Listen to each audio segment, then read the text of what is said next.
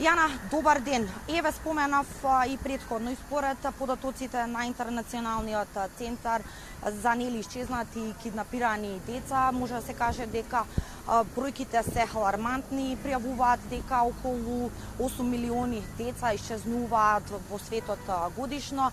Слушнавме, може и да се каже дека и во Република Македонија реално постои овој проблем. Според податоците официјални од МВР, стои дека 4 деца се водат како исчезнати, иако нели сепак не е ажурирана интернет страницата на МВР. Меѓутоа, еве и вие како детска амбасада, постојат ли некои нови моменти во однос на пријавените овие 4 лица? Дали имате некој нов контакт, да речеме, или податок од страна на Министерството за внатрешни работи? Што всушност се превзема за да се заштитат децата помлади еве од 18 години и да се спречи еден ваков проблем? Секако дека првенствено веднаш треба да се пријави доколку детето е исчезнато, се чека 24 часа и полицијата презема одредени активности во нивна надлежност за да може да го спречи и да го пронајде детето. Има посебно оделение кој што се бори против трговија со деца и со луѓе генерално, и сите информации се испраќаат до таму. Во првата детска амбасада Мејаши си има јавено само еден случај за исчезнување на дете, меѓутоа веднаш е најдено од кога е реагирано заедно со родителите по Facebook мрежите, и при тоа децата се најдени.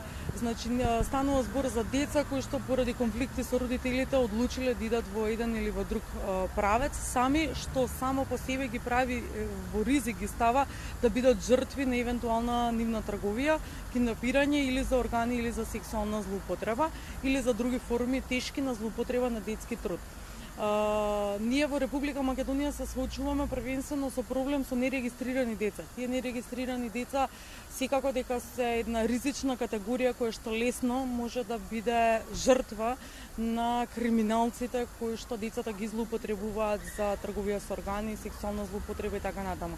Значи, еден регистар за тоа колку деца всушност имаме нерегистрирани и преземање на активности за социјално загрозените семејства. Од минатото знаеме дека најчесто во рурални средини исто така се случува да се зема деца. По законот на Република Македонија дете до 10 години не смее да биде без придружба на родител.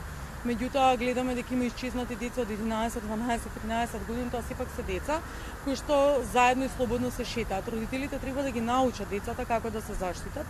Првенствено каде истото да го пријават.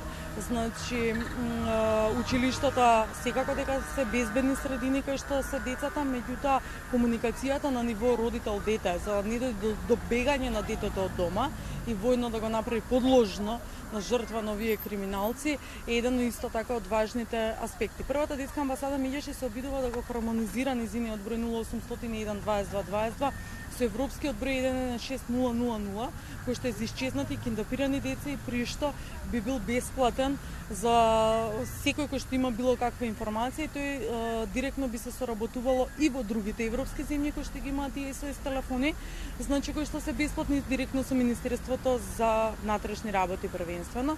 Тоа е еден од начините. Војно рековте дека не е ажурирана страната на МВР.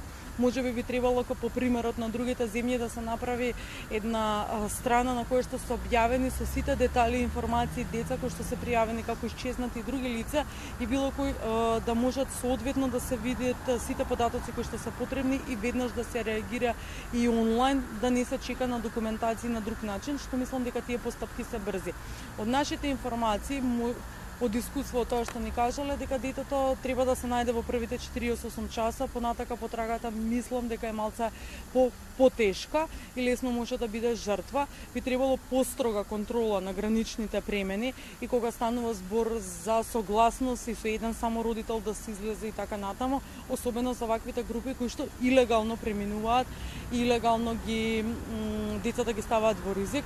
Особено ги спомнавме децата од Сирија, од кризните подрачја кои што патуваат без родителска грижа, па прашањето е како воопшто влегле на сите тие граници, без никаков надзор и како никој не ги заштитил, затоа што лесно се тие деца жртви на трговија.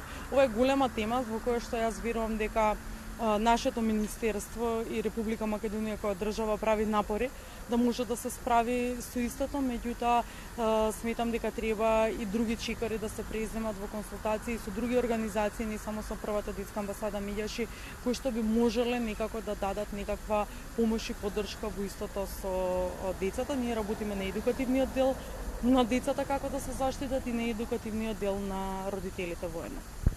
Така, постојат ли официјални, ете да речам, информации или некои статистики можеби што еве вие како детска амбасада ги имате во однос на тоа во кои делови еве од регионот, Европа па и светот да речеме, или во кои центри се пријавуваат најголем број на случаи на киднапирани или исчезнати деца? Во кои центри постојат ли вакви информации? Јас немам такви информации, меѓутоа знам дека броевите кои што функционираат во Европа преку Child Helpline International, чиј дел е и нашиот СС телефон, се користат многу често се користат како добра алатка за пријавување на вакви случаи и организациите кои што ги имаат хармонизирано тие броеви.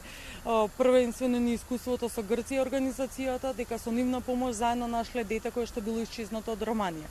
Значи, на таков начин може да се воспостави линк и меѓу граѓанските организации кои што работат на ова поле и да се пренесат информациите и некој дете дека е исчезнато од друга земја, а се претпоставува дека можеби во Република Македонија или дете од Република Македонија дека некаде на друго место. Секако дека Министерството за внатрешни работи и Министерството за надворешни работи се клучни, неопходни и сите активности кои што ги преземаат се соодветни, меѓутоа и ова би бил еден начин на подпомагање. Немаме информации, било каде во светот тоа може да се случи. Ние имаме случаи каде што децата знаеме се исчезнати од хотелски соби, биле во придружба со родителите. Родителите мора да внимаваат на своите деца и децата да научат како да се заштитат. Јана, јас ви благодарам за овој разговор.